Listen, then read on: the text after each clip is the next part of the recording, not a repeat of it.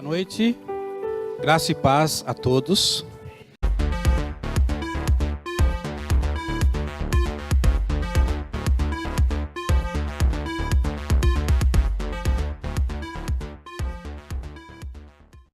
Eu fico feliz de poder ter esse momento para compartilhar um pouco da palavra de Deus.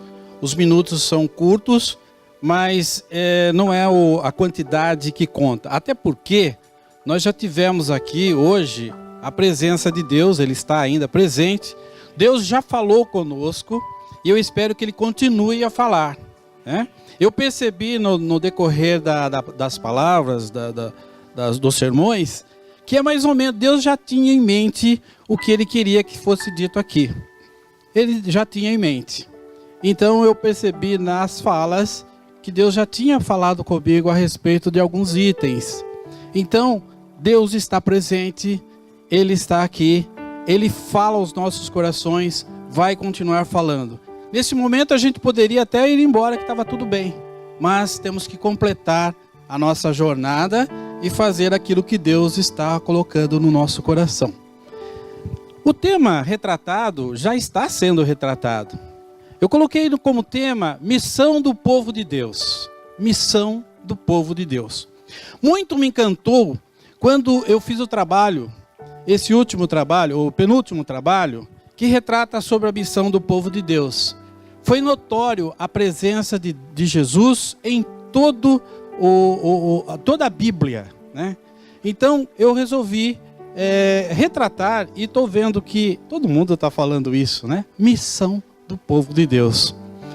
O título é uma pergunta, mas é uma pergunta retórica. Isso significa dizer que ninguém vai ter que responder com palavras, mas é para refletir.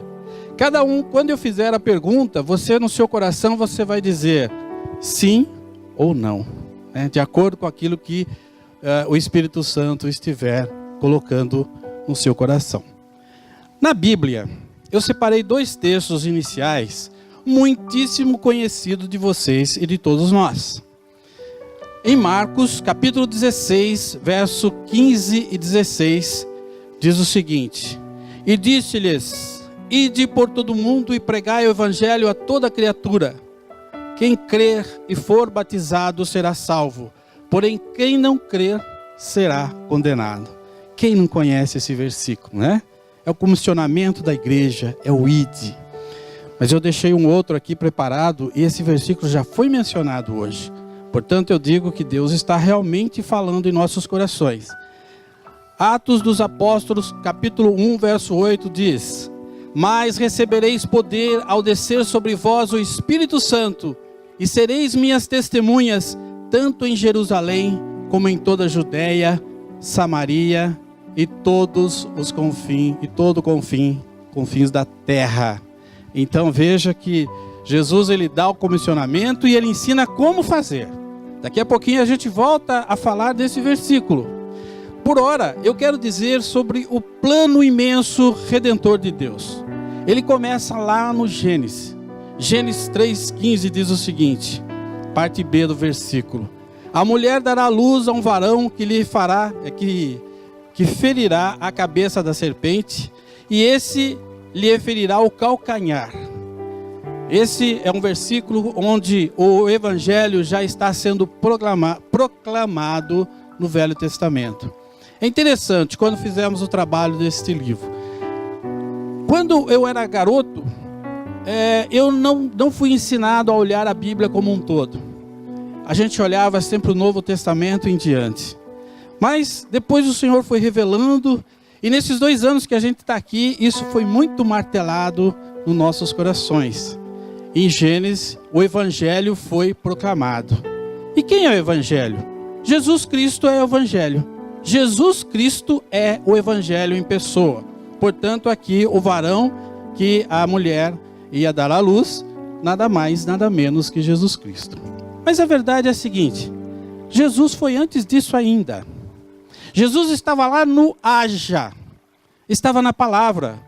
Porque o apóstolo João, no capítulo 1, verso 1, ele disse assim: No princípio era o verbo, e o verbo estava com Deus, e o verbo era Deus. Então Jesus estava lá no haja, bem no princípio. Então a Bíblia é o plano de Deus, o plano redentor de Deus, ele é amplo. O Velho Testamento não é um projeto de Deus que não deu certo. Não. Ele é uma parte do projeto de Deus, porque a gente vê que os profetas já anunciaram a presença de Jesus. Aleluia.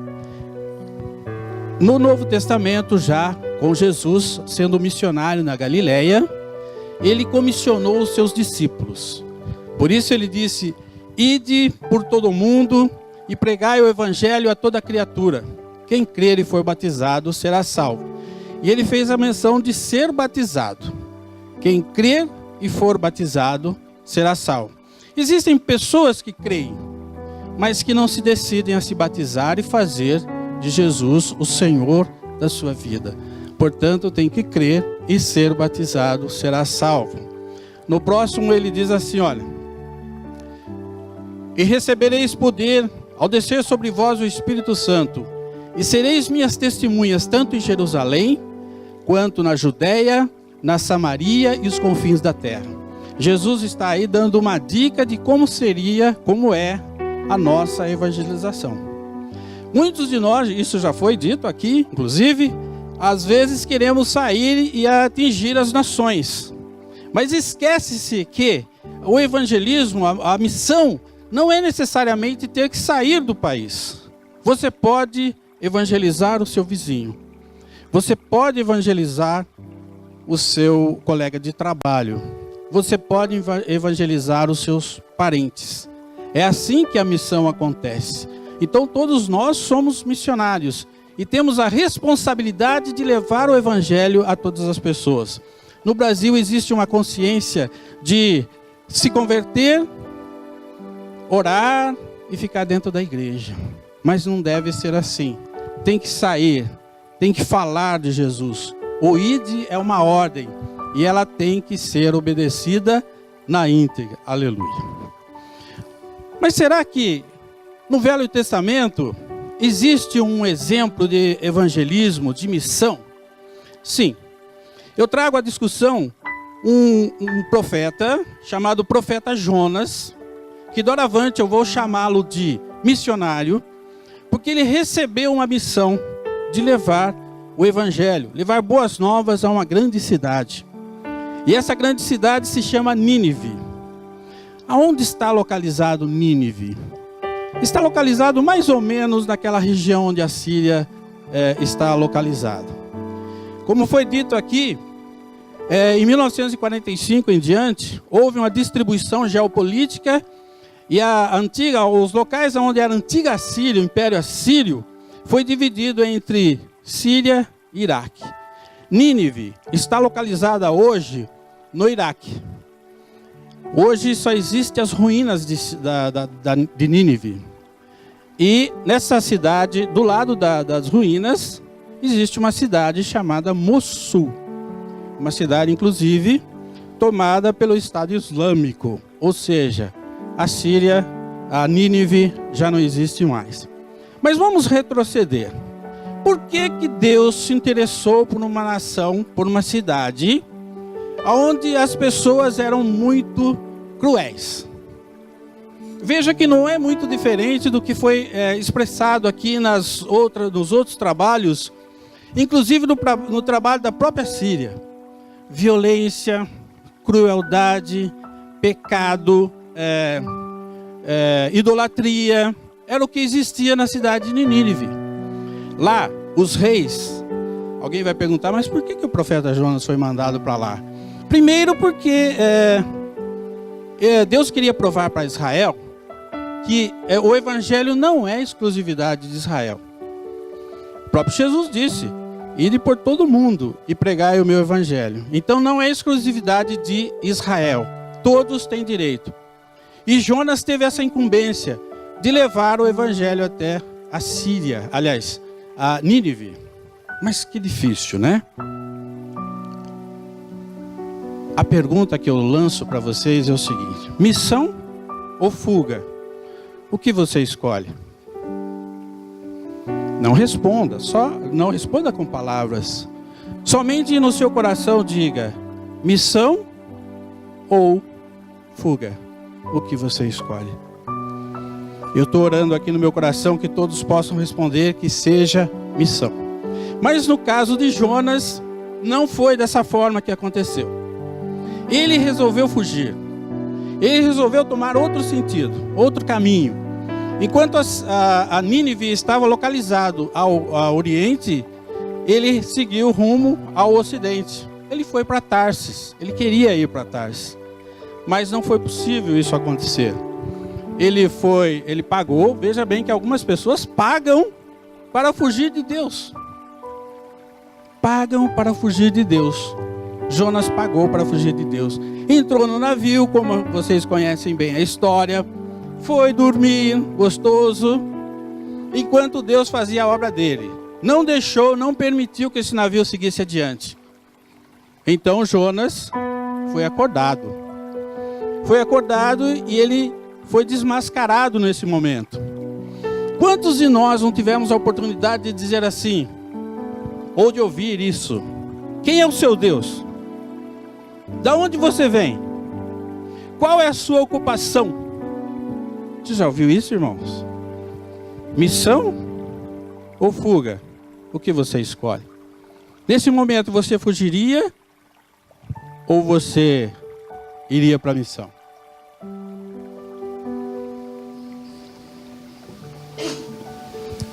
Missão ou fuga?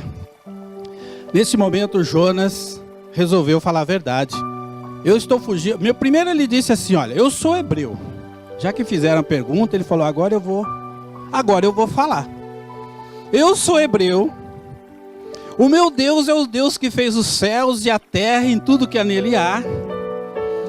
Eu estou fugindo da presença de Deus, porque eu tinha que levar eu estou como missionário e tenho que levar uma palavra a uma cidade muito grande, que vocês conhecem, que é o Império Assírio, era a capital do Império Assírio.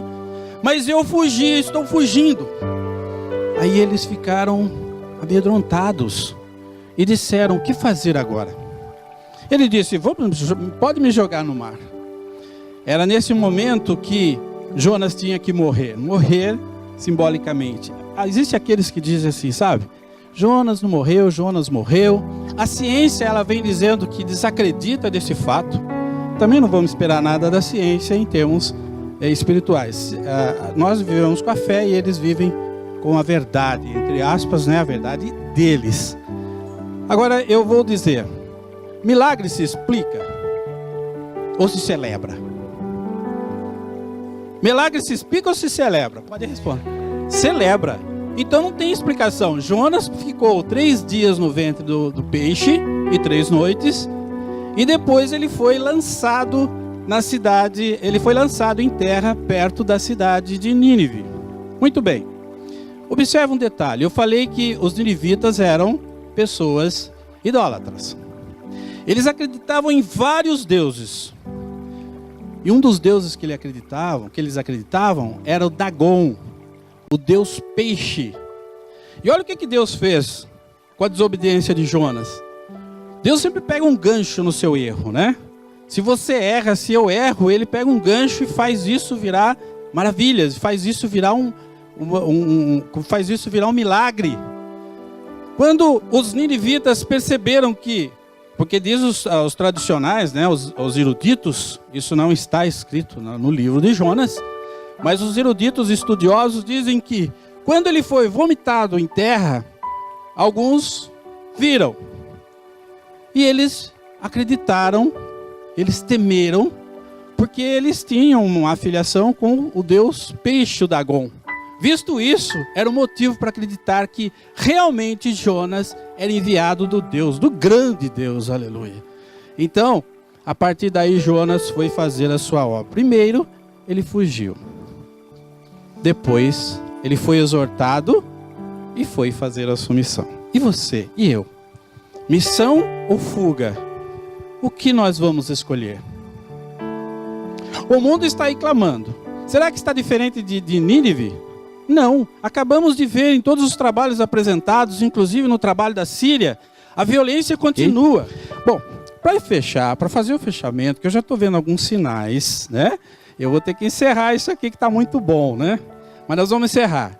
Para encerrar, eu vou dizer assim, olha, Nínive se arrependeu com a pregação de Jonas e foi salva. Mas você vai falar, mas como? Será que isso aconteceu mesmo? Um povo rebelde, um povo que mata, um povo que esquarteja, que corta a cabeça? Foi. Jesus endossou isso. Lá em Mateus capítulo 12, verso 39, diz assim, ó, 39 em diante. Uma geração má e adúltera pede um sinal, mas nenhum sinal lhe será dado, senão a do profeta Jonas. Porque assim como esteve Jonas 3 dias e 3 noites no ventre do grande peixe, assim o Filho do Homem estará 3 dias e 3 noites no coração da terra. No verso 41 diz, os ninivitas se levantarão no dia do juízo com esta geração e a condenarão, porque se arrependeram com a pregação de Jonas. E eis aqui um que é maior do que Jonas, aleluia. Jesus Cristo, o evangelho vivo na terra, né? Graças a Deus. Então, para encerrar, eu ainda vou fazer a pergunta: missão ou fuga? O que você escolhe? Jonas precisou de um chacoalhão. Será que a gente vai precisar também? Eu espero que não. Pelo que eu vi aqui, tem muitos missionários que vão orar, que vão pregar na Síria, na China, na Rússia, no Cazaquistão, na Mongólia, no Japão, na Turquia, Israel, Irã, Arábia Saudita, na Índia, Afeganistão, Iêmen, Iraque, Kuwait, Jordânia, Omã, Filipinas, Coreias do Sul e do Norte, entre outros, na África, no Brasil, etc. Eu espero que Deus tenha falado nos nossos corações e que a nossa resposta seja missão, aleluia.